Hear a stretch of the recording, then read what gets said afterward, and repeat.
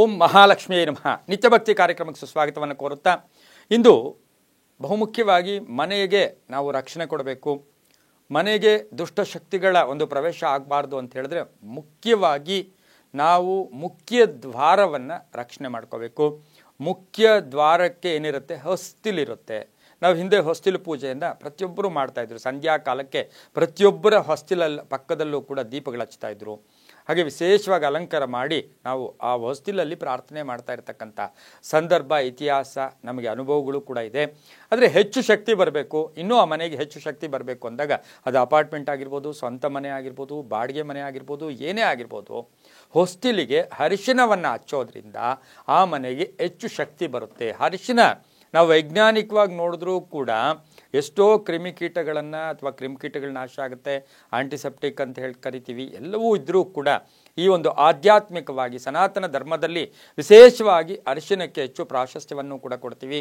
ಹಳದಿದು ಗುರುವಿನ ಅನುಗ್ರಹ ಇರತಕ್ಕಂಥ ಹಳದಿ ಬಣ್ಣ ಇರತಕ್ಕಂಥದ್ದೇ ಅರಿಶಿನ. ಅರಿಶಿನದ ಕೊಂಬು ಕೂಡ ಆಗಿರುತ್ತೆ. ಮಹಾಲಕ್ಷ್ಮಿಯ ವಾಸ ಎಲ್ಲಿರುತ್ತೆ? ಮನೆಯಲ್ಲಿ ಹೊಸ್ತಿಲಲ್ಲಿರುತ್ತೆ. ಹೊಸ್ತಿಲು ಅಂತ ಕರಿತೀವಿ, ಹೊಸ್ತಿಲು ಅಂತ ಕರಿತೀವಿ.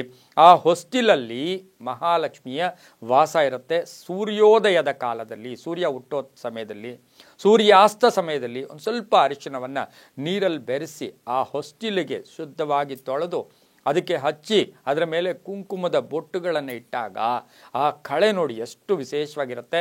ಅದರ ಜೊತೆಗೆ ಏನಪ್ಪ ಅಂತ ಹೇಳಿದ್ರೆ ಯಾವುದೇ ದುಷ್ಟಶಕ್ತಿಗಳು ಪ್ರವೇಶ ಆಗೋದಿಲ್ಲ. ಶುಕ್ರವಾರ, ಮಂಗಳವಾರ ತಪ್ಪದೆ ಇದನ್ನು ಯಾರು ಮಾಡ್ತಾರೋ ಆ ಮನೆಗೆ ಮಹಾಲಕ್ಷ್ಮಿಯ ಅನುಗ್ರಹ ಇರುತ್ತೆ.